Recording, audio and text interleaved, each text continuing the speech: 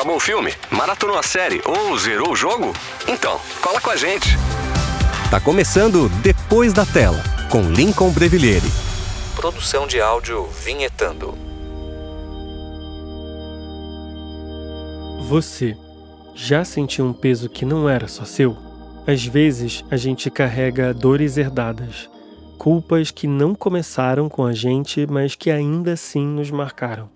É como se cada olhar, cada palavra não dita trouxesse junto séculos de silêncio. E é disso que a gente vai falar aqui hoje, de feridas passadas, de música como confissão e de como a arte consegue revelar aquilo que a gente tanto tenta esconder. E você, já sentiu um peso que não era só seu? Conta pra gente lá no @Depois da Tela podcast. Então, deixa eu me apresentar. Eu sou o Lincoln e esse é o Depois da Tela. Mas hoje eu não tô sozinho. Eu convidei a maravilhosa Thaís Felgueiras para conversar com a gente sobre esse filme que mistura música, medo e memória. Então, se prepara, porque depois da vinheta a gente vai falar sobre Pecadores.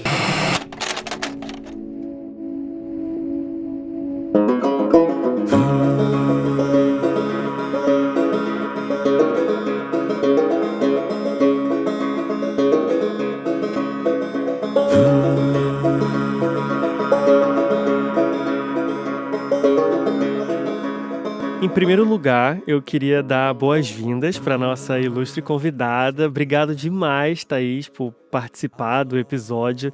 É um prazer gigante ter você aqui. Agora eu queria que você contasse um pouco pra gente quem é você, um pouco do conteúdo que você produz. Oi, gente. Eu sou a Thaís, como foi dito.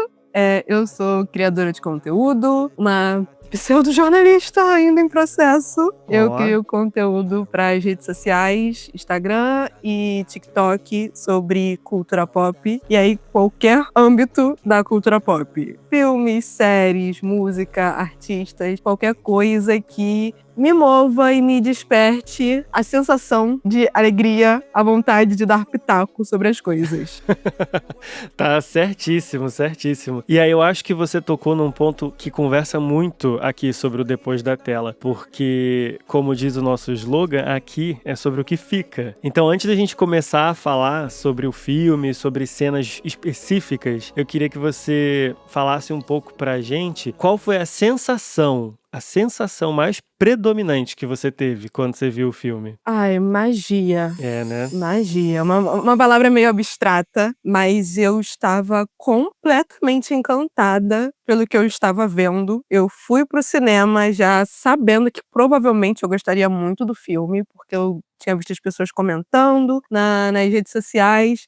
Então já fui com uma certa expectativa e ela foi completamente superada. Completamente mesmo. E eu acho que essa palavra que você citou conversa muito sobre o filme, sobre a arte no geral, né? Porque a arte é uma coisa abstrata. Então, magia, eu acho que é certeiro. E aí, como é de costume, eu acho que é importante a gente situar todo mundo sobre o que é o filme. E dessa vez eu vou precisar dar um alerta de spoiler, porque essa conversa só vai funcionar se a gente revelar coisas muito específicas, né, da trama, que pode estragar um pouco a experiência das pessoas. Então, caso você não tenha escutado o filme, não tenha visto o filme, dá um pause aqui, para aqui, vai lá ver, faça esse favor pra você mesmo e depois você volta aqui pra ouvir o que a gente tem pra te dizer, beleza? Então, estão avisados, hein?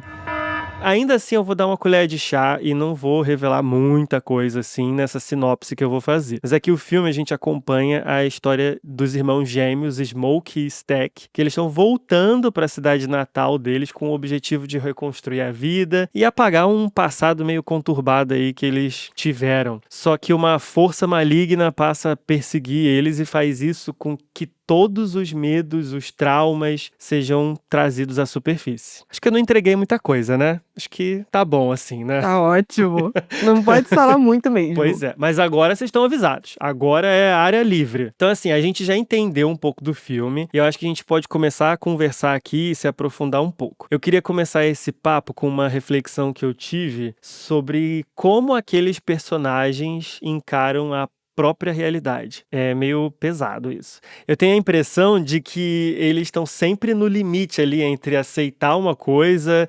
e criar pequenos lugares e atos de resistência, o que me leva a pensar que isso daí não é um reflexo da nossa realidade? O que você acha? Foi como você disse, eles lidam com a realidade que eles têm, tentando criar algo novo, algo que os acolha, algo que seja resistência para a sobrevivência deles, mas ainda assim entendendo que existem limites. Uma das partes que mais me toca no filme é justamente quando já rolou, as pessoas já foram transformadas, a maioria, e aí os personagens que já foram transformados aparecem de novo na porta do clube para falar com aqueles que ainda não foram. E aí o Remick, né, que é o vilão da história, ele e o Fuligem, o Stack, eu falo os nomes em português porque eu acabei me acostumando na hora de fazer vídeo.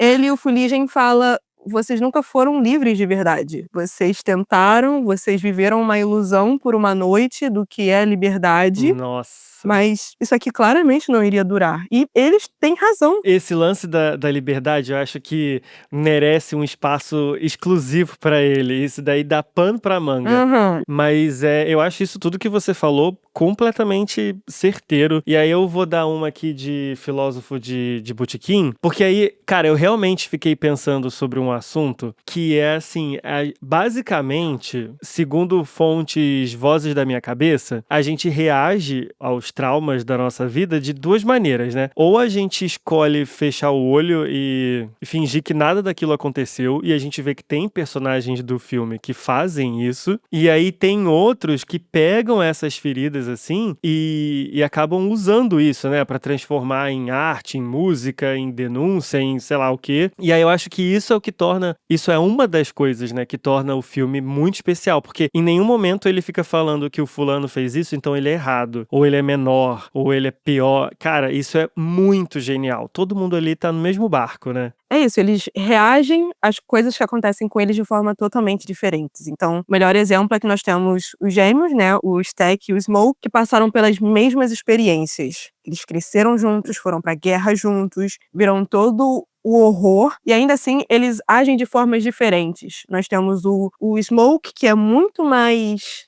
sério, protetor, ele é um soldado, ele é o que se coloca na linha de frente para proteger os outros, para falar e agir de forma mais firme, mesmo sabendo que isso pode estourar um conflito, enquanto que o Stack é muito mais malandro, carismático, ele se vira com o seu charme, ele tenta contornar as coisas, enquanto o Smoke ele bate de frente, ele encara de frente. Cara, e isso é muito... Eu tive uma conversa com um amigo meu sobre isso esses dias, e eu acho isso muito, muito esperto do filme. Porque, assim, a gente tem a mania de falar que o homem é meio que resultado do meio onde ele vive. Mas e aí? Eles são irmãos gêmeos, como você mesmo disse. Do tipo, eles passaram pelas mesmas coisas, estavam nos mesmos lugares, e eles são completamente diferentes. Então, assim, é óbvio que o meio em que a gente tá inserido acaba influenciando, isso é inegável. Não tô aqui falando que tá todo mundo errado, não é isso. Mas dizer que é só isso, acho que, sei lá, novamente, eu não tenho um diploma de psicologia pra afirmar nada. Mas eu acho que essa escolha de botar irmãos gêmeos, assim, e mostrar o quão diferente eles são, mesmo sendo idênticos, caraca, isso é muito genial, muito genial. Sim, com certeza. É a Paola e a Paulina. Sim. Pausa dramática.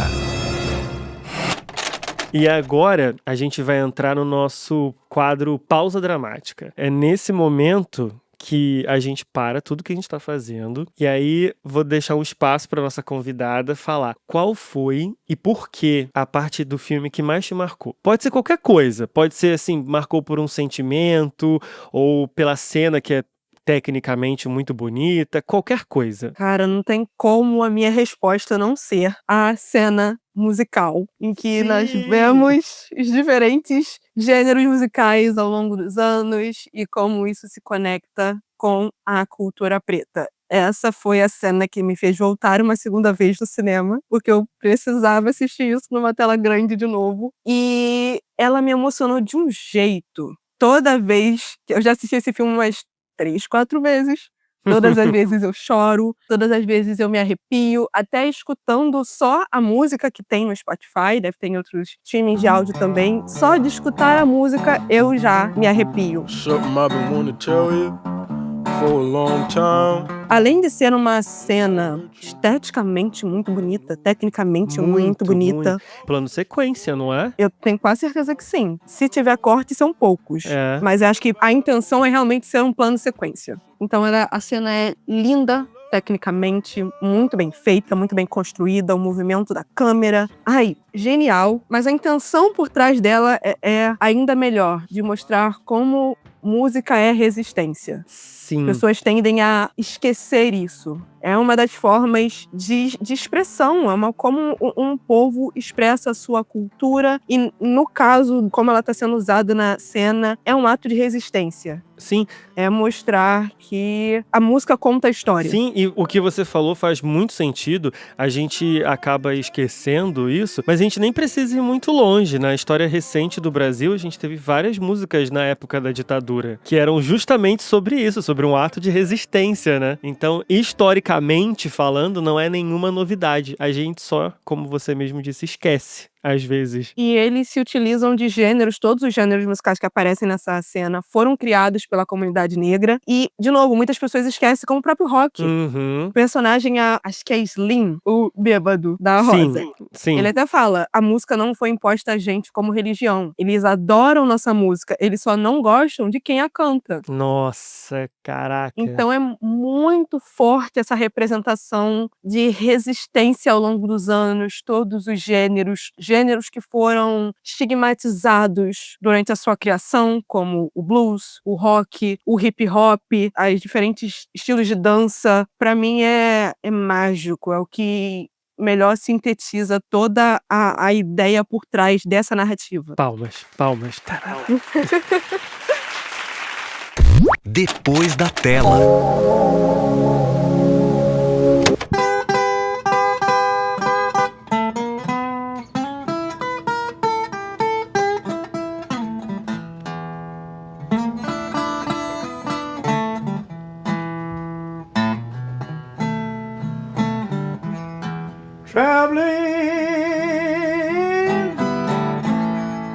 Uma coisa que pegou todo mundo de surpresa, principalmente aqueles desavisados, assim, que foram no cinema ou viram no streaming sem saber nada do filme, eu acho que é a parte que tem vampiro.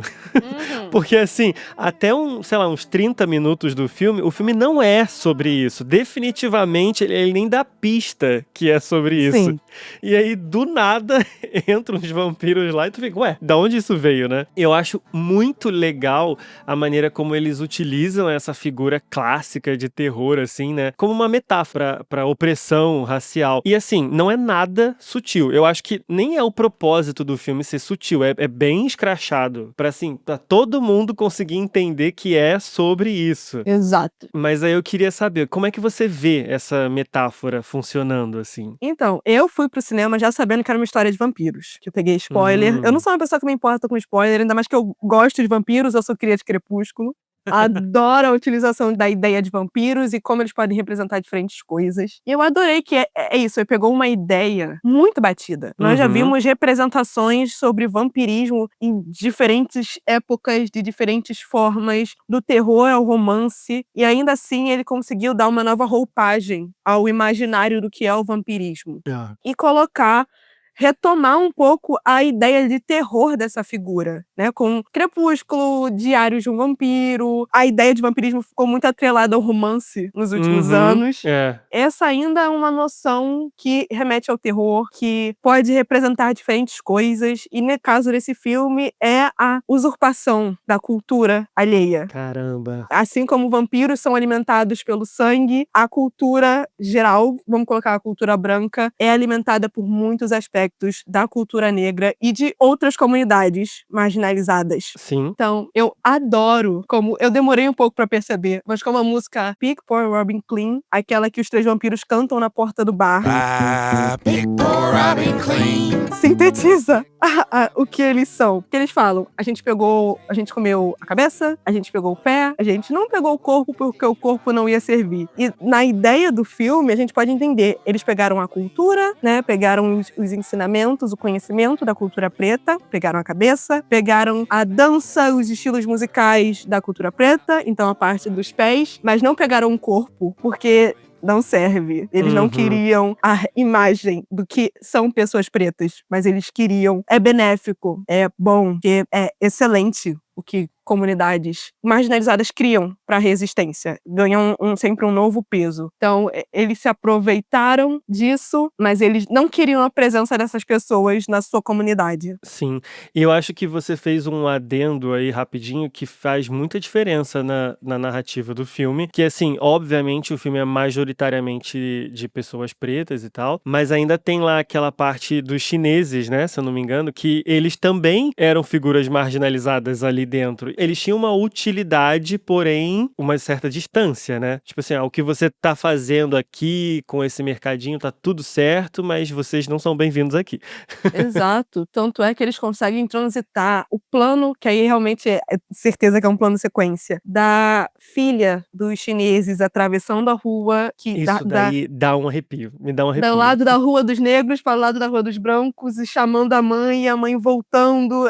É isso, eles transitavam sem pertencer a nenhuma dessas comunidades. Exatamente. E aí eu sempre tento trazer um pouco de uma coisa pessoal aqui. E aí eu tenho uma anedota, assim. Que aqui no Brasil, a questão racial funciona de uma maneira diferente, né? Dos Estados Unidos. E por a gente ser um país naturalmente miscigenado, às vezes essas linhas são muito mais tênues e tudo mais. E aí eu sempre me vi nessa figura, e aí tem dois personagens com quem eu me identifiquei muito, que são os chineses, e depois a gente vai conversar mais sobre a Mary. Ela merece um espaço a mais. Ela merece. A maneira como você falou, assim, mudou a minha cabeça. Porque eu tenho descendência indígena. Então eu claramente não sou negro, mas claramente não sou branco. E aí eu estudei grande parte da minha vida numa escola particular por conta de bolsa e tal. Eu nunca sofri racismo, assim, diretamente. E aí quando eu via cenas assim acontecendo, eu ficava completamente perdido do porquê que as pessoas não me atacavam e atacavam outro. Porque eu claramente não era um branco e eu entrava em parafuso. Então assim, eu ficava muito perdido. E aí eu acho que conversa muito comigo esse lance de eu me tornar um pouco inconsequente. Do tipo, nada vai acontecer comigo. Porque eu não pertenço a lugar nenhum, então eu tô de boa. Então, eu achei essas pequenas inserções ali, por mais que o filme não se aprofunde nisso, assim, de fato, mas eu achei isso tão sagaz pra mostrar que a sociedade não é só preto e branco. Assim, e eu não tô nem falando sobre cor de pele, né? Mas acabou servindo. E aí, um outro ponto, assim, e eu quero que você me corrija se eu estiver falando alguma besteira, tá? Que eu acho que o filme mostra também é que, às vezes, o monstro, ele não tá lá fora, né? Às vezes ele tá aqui dentro. Que a gente acaba ficando tão pesado por conta dos nossos traumas, do nosso passado, que aí a gente acaba deixando isso dominar a gente, né? Interessante, eu nunca tinha parado pra pensar dessa forma. Pois é, tem vários personagens ali que simplesmente travam quando se deparam com alguma coisa, porque assim, quando eles viram vampiros, eles ficam bem entre aspas, tá? Numas aspas muito grandes, mas livres. Eles fazem parte de um consciente coletivo ali, né? E aí eles podem fazer o que eles quiserem, ir pra onde eles quiserem e tudo mais, assim. E aí, dependendo da maneira como as pessoas se veem, assim, pessoalmente, elas lidam com essa ameaça de uma forma diferente. Então, tipo assim, por exemplo, vou fazer uma associação com a nossa vida aqui. Isso tudo eu tô tirando da minha cabeça, tá?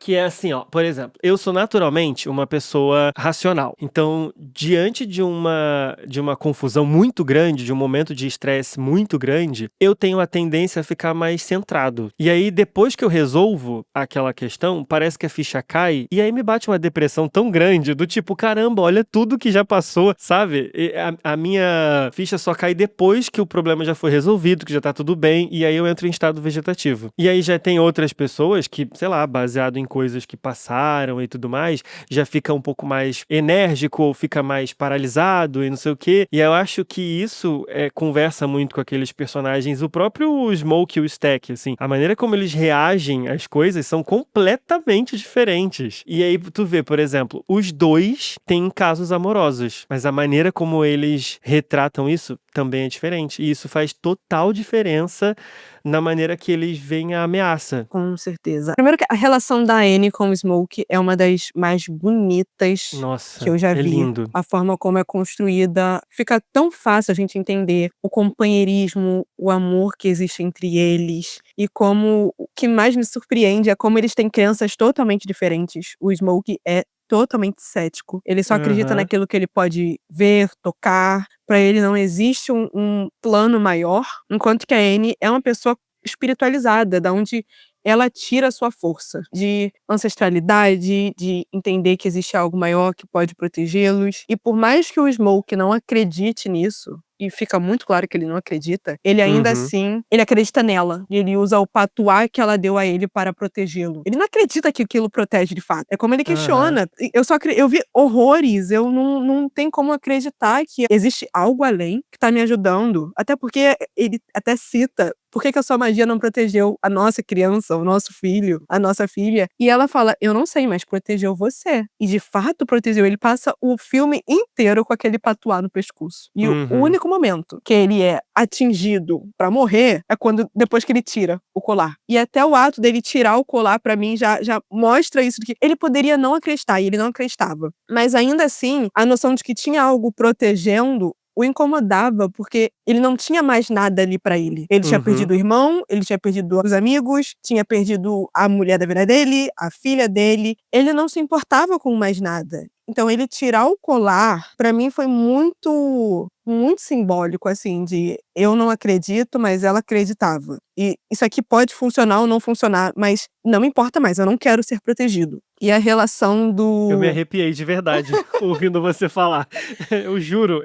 E a relação do Stack com a Mary é tão complexa. Nossa. E é tão bonita da sua forma única, de que são duas pessoas que não poderiam ficar juntas, não tinha como, naquela realidade, eles ficarem juntos. A Mary é uma grande confusão por si só, sem querer ser. A gente volta nisso daqui a pouco. Aham. E eles não tinha como ela, com a aparência dela, sendo vista como uma mulher branca, e ele como um cara preto, não tinha como eles ficarem juntos. Ele até fala, quando eles estão no bar, se alguém aqui te vê e dá com a língua nos dentes, acabou pra gente. Nos Estados Unidos, não existiu a miscigenação que existiu no Brasil. Não era o ponto deles lá, não foi a abordagem com a qual eles lidaram com o problema que eles viam ser pessoas pretas. A segregação segregou, dividiu, não era para se misturarem. Então, existia esse perigo de se virem nós dois juntos, os dois poderiam ser linchados. E isso era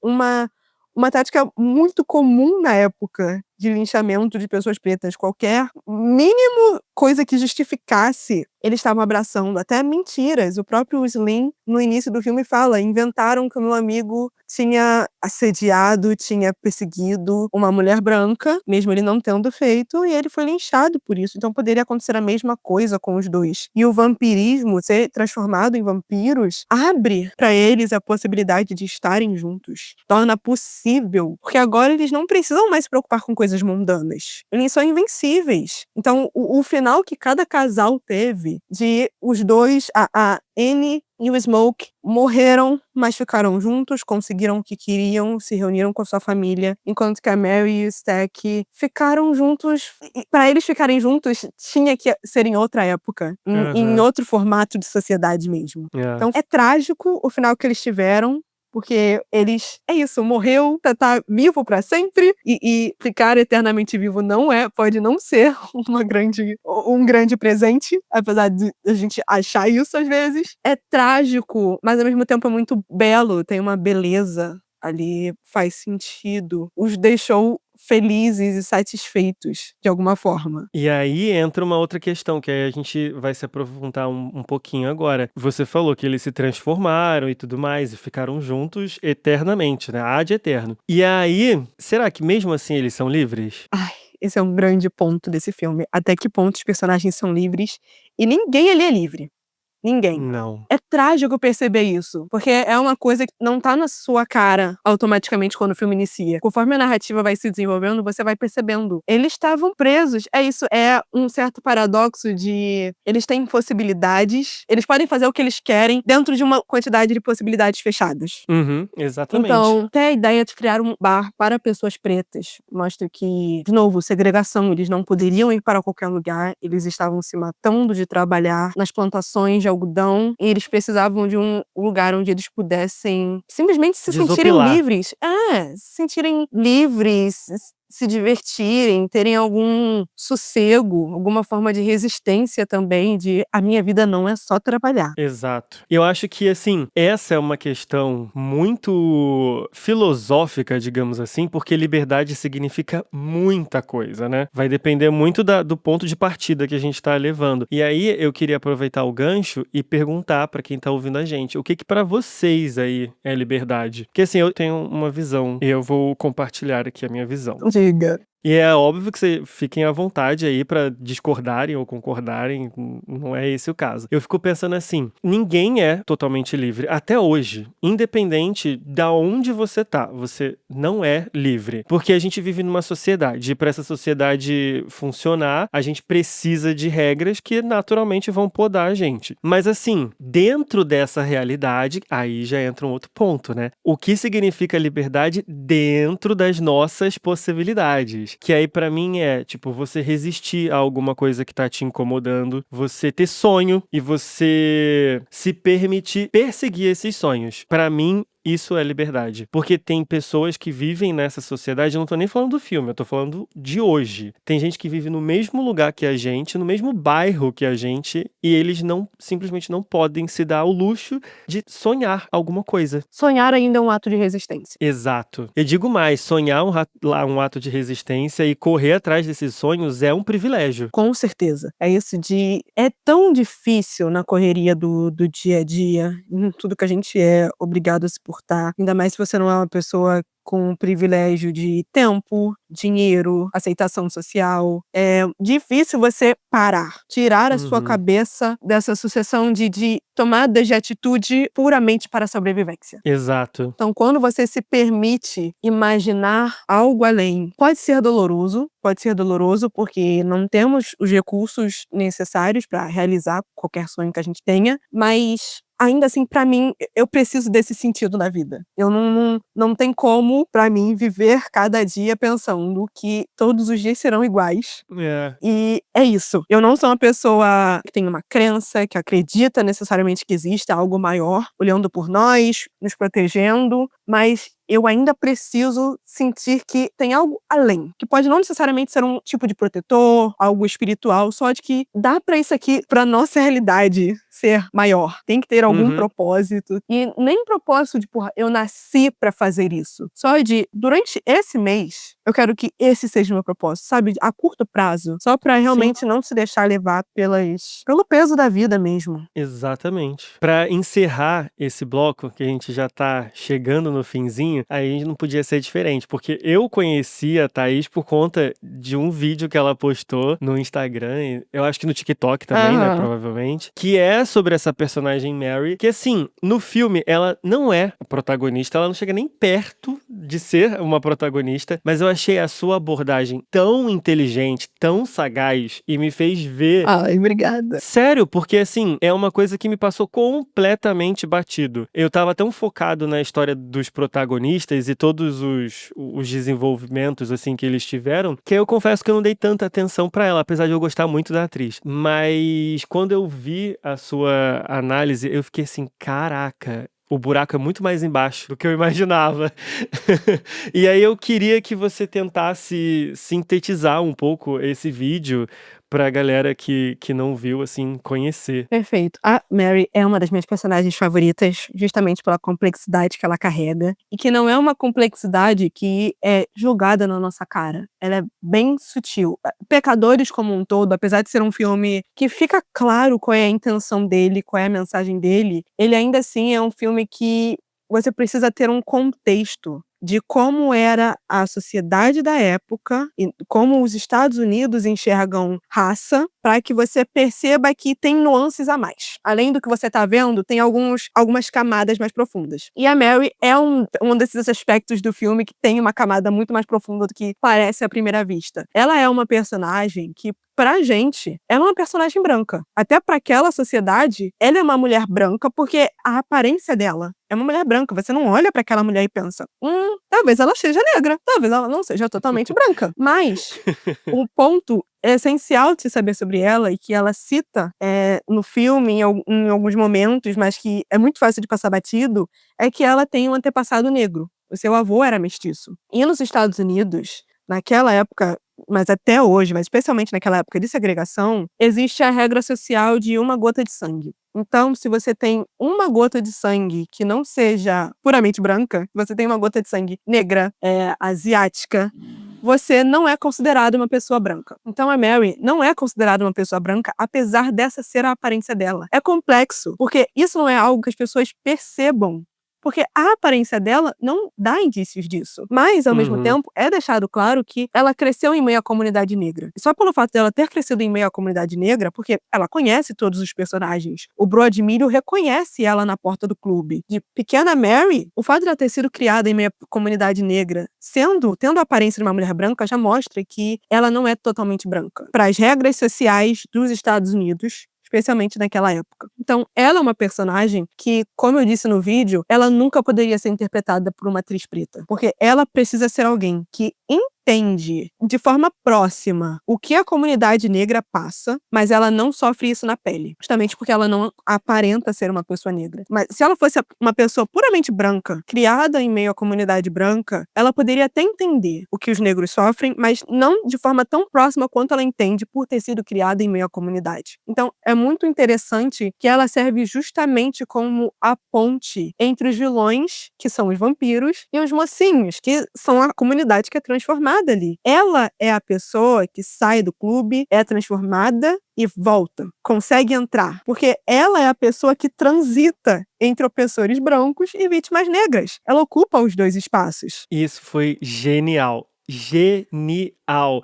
E até eu ver o seu vídeo, eu não tinha sacado essa parte. Cara, isso Genial. eu achei fascinante. Foi assim, quando eu percebi, isso foi uma coisa que eu demorei pra perceber. Eu entendi a complexidade da personagem, mas entender que ela foi justamente a ponte, foi como se acendesse uma luzinha em cima da minha cabeça, tal qual o desenho animado, que eu achei. Eu fiquei impressionada de que é isso. Ela é uma vítima. Ela não pode ficar com as pessoas que ela ama, com as pessoas que ela considera família, que são a Annie, o Smokey, o Stack, toda aquela comunidade. Ela é uma vítima da opressão racial, mas ao mesmo tempo ela apresenta um perigo. Ela estar naquele clube apresenta um perigo para todo mundo. E justamente pelo fato de que ela não sofre de forma muito escrachada com a opressão racial, porque as pessoas não percebem, né? Não é fácil perceber que ela não é uma mulher branca, que ela é uma personagem, ela é inconsequente. Inconsequente e solitária, né? Exato.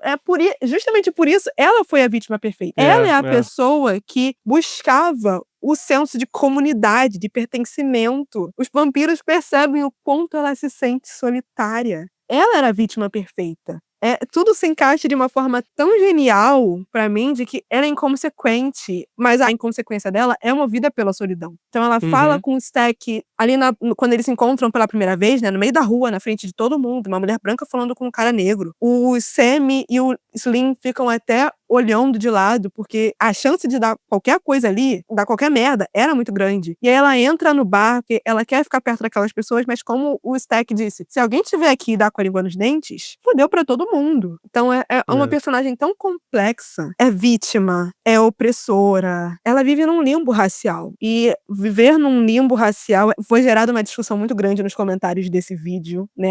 Eu achei fascinante. Sinceramente, eu não tava esperando que o vídeo fosse ter a repercussão que ele teve, mas muita muitas pessoas levantaram a bola de como essa narrativa se assemelha muito com a narrativa da partitude no Brasil, do que é ser pardo no Brasil. Sim. Você não se sente pertencente a nenhuma das comunidades, porque você não é negro o suficiente e você não é branco o suficiente. Então, muitas pessoas falam, não, mas ela não ela é a pessoa que é mais oprimida, então, ou foram para dois extremos. Ela é a pessoa que é mais Sim. oprimida, ou ela Ou a mais não é privilegiada. oprimida de forma nenhuma, ela é privilegiada, mas não é esse o ponto, ela tá num limbo.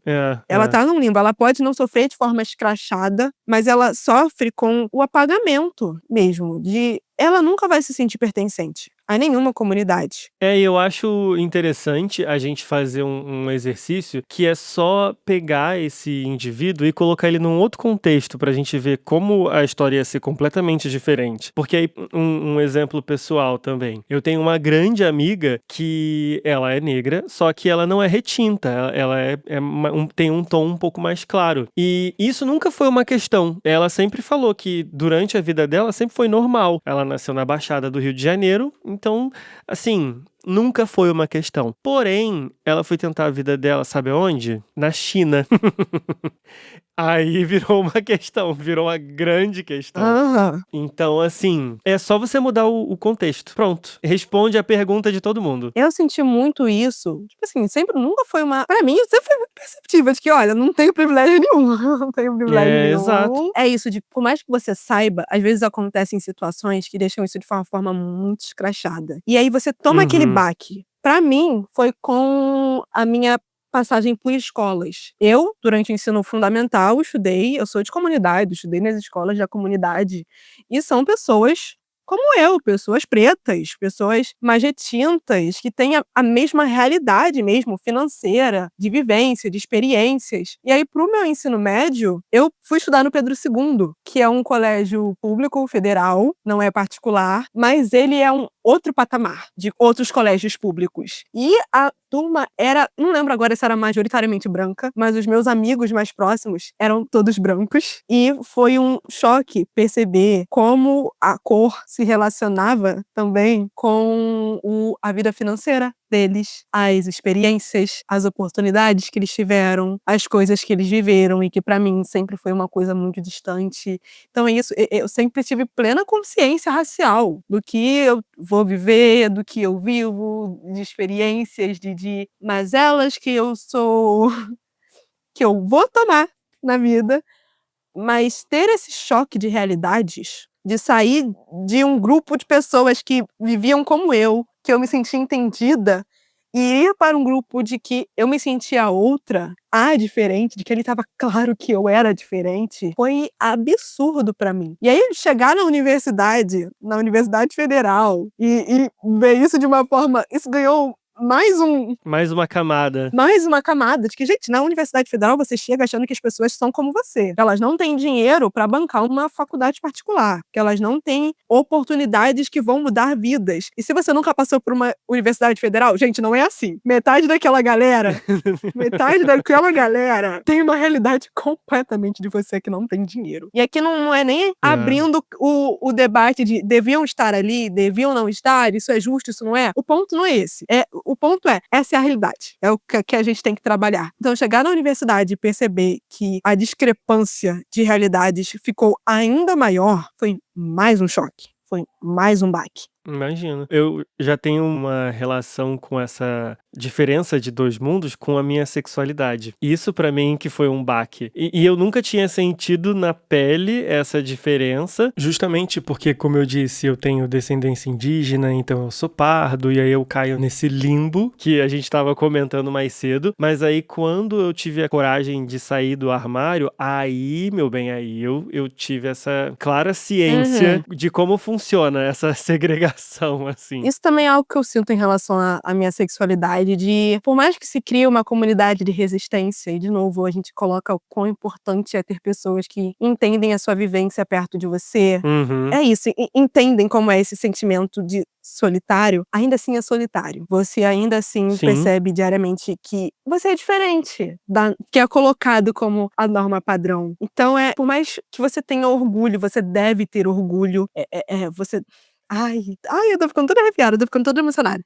Enfim, é isso, é solitário. Você sentir que você não se encaixa. Você pode até se encaixar em um grupo específico, mas sempre tem aquelas, às vezes bate aquela coisa de, pô, não podia ser mais fácil, não podia ser mais Exato, né? identificável com todo mundo, porque é isso, gente, resistência cansa. É importante, mas cansa. É cansativo. Entender que você ainda faz parte do outro, que você tem que lutar diariamente para se sentir entendido, para se sentir visto, para as pessoas entenderem que você é uma pessoa como elas. Então E aí, é isso. Ai, tudo isso pra falar. A Mary é muito foda, assim, é uma das minhas personagens favoritas.